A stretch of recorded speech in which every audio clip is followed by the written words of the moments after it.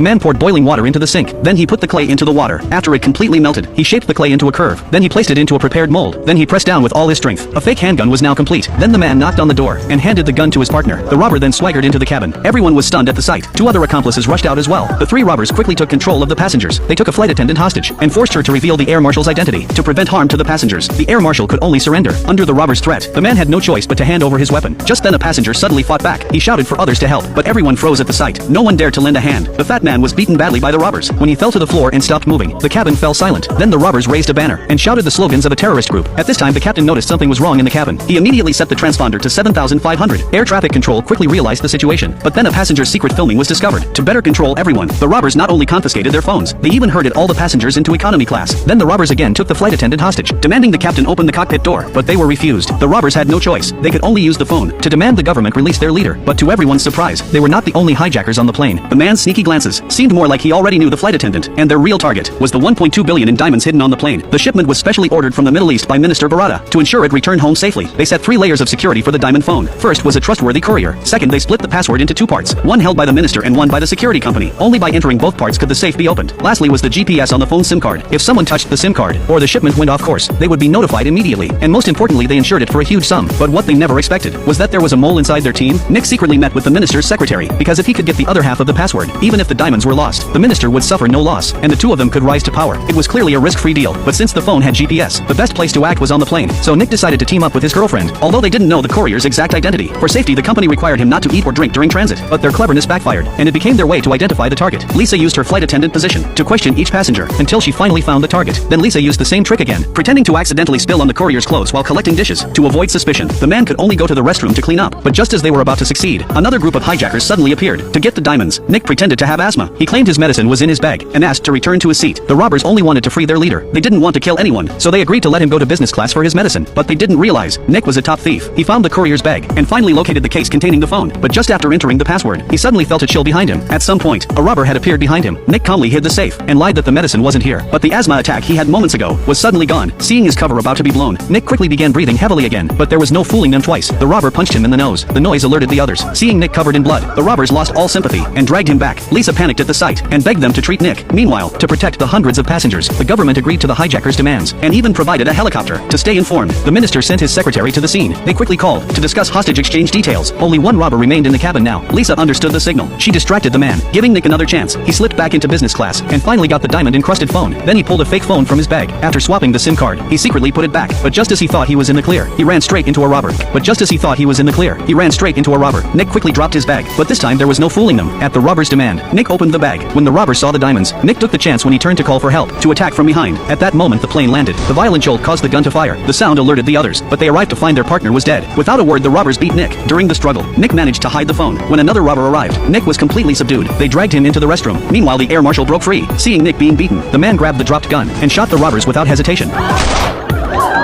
But after killing both men, the crisis was not over. Instead, a bigger problem arose. When the situation became known, the cabin descended into chaos. Lisa rushed to calm the passengers. She frantically opened the cabin door and began evacuating everyone. Once all passengers were safe, the police began defusing the bomb. But to everyone's shock, the bomb was fake. And even stranger, the bodies of the 3 robbers had vanished. When the sheriff learned this, he realized this was no ordinary hijacking. The prepared helicopter and tower guards saw nothing unusual. It was as if the robbers vanished into thin air. Realizing the problem, the sheriff sealed the exits and ordered no passengers to leave. But when he went to find the air marshal, he found a drunk man fast asleep. After the captain confirmed, they learned he was the real air marshal. आपने जिन hijackers को मारा उनकी body कहाँ है?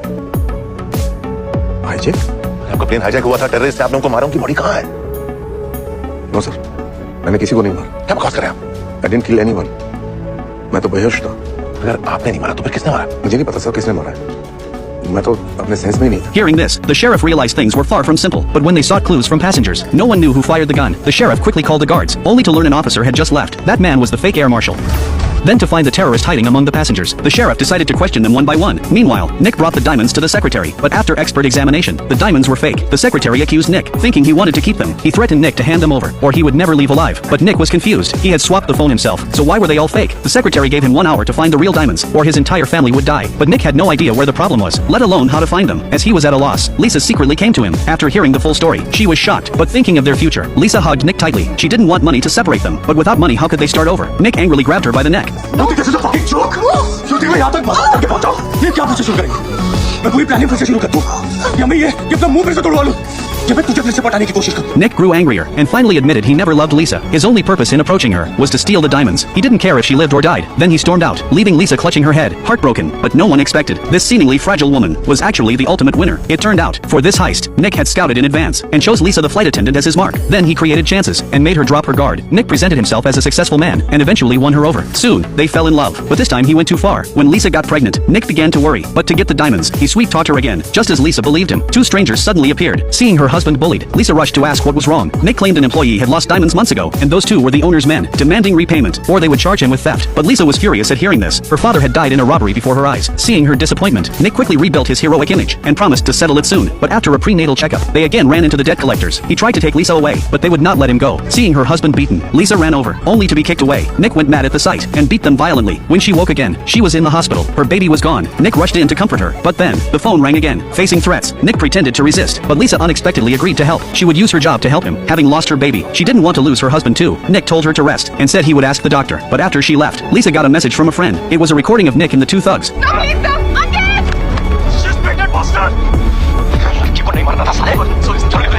Lisa couldn't believe what she heard. When she went to look for Nick, she saw him driving away. He had said he was going to ask the doctor, so why sneak off now? But she still hadn't suspected him. When Nick entered a bar, he immediately threw a punch. तुझे बहुत हमारा लड़के को नहीं मानना है? आपको तो थैंक यू बोलना चाहिए। लड़की भी मान गई और आपका बच्चा भी आउट हो गया। And what happened inside was all seen by Lisa, who followed him. At that moment she finally believed her beloved husband never loved her. He was a complete scumbag, and his anger was not over their lost child, but over his handsome face being hit. Lisa was in disbelief, but confident Nick didn't know he had provoked a dangerous woman. To get revenge, Lisa contacted her old partners. They had once been a famous theft crew, but disbanded when she grew tired of it. Now their leader was in trouble. They would avenge her. Before takeoff, Lisa drugged the real air marshal's drink, putting him to sleep. Since weapons were not allowed on board, her partner made a fake gun from clay to crush the passengers' hope. The fat man staged a beating, destroying their morale. Then they took all the phones, leaving only one for their partner. Another partner disguised as a flight attendant took the gun and replaced the bullets. They herded passengers to economy class to shuffle the seating. After swapping the phone, they had one last task: to ruin the scumbag's face. Then using chocolate, they made a fake bomb, finally creating chaos. While everyone ran off the plane in panic, the three robbers changed clothes and walked off openly. The fake air marshal used his identity to escape with the diamonds. They chose a small airport because it couldn't hold all passengers. The police were overwhelmed. Even if they found the real robbers, they had no evidence. Passengers didn't know who sat beside them. Even the flight attendants couldn't say who was missing. The beaten fat man became a hero. Nick tried hard to clear his name. Everyone had a reason to be on the flight, except one partner whose reason was weak, but he was ruled out for providing video. Only the air marshal said Lisa brought him a drink. At that moment Lisa hid in the restroom, making a secret call. When the sheriff tried to question her phone rang. It was the minister. Lisa had just threatened him to stop the investigation, or she would expose his corruption. To prove her sincerity, she gave him evidence of Nick stealing the diamonds. To avoid public panic, the minister demanded the case be closed as terrorists killed. The air marshal became a national hero, under pressure from above. The sheriff obeyed. As passengers left the airport, a perfect crime came to an end. Facing the media, the minister had already chosen a scapegoat. The diamond theft plan had been gifted to him by Lisa. Nick now realized everything was Lisa's scheme, but it was too late for regret. All that awaited him was a hijacking charge. Lisa had already taken a new identity and started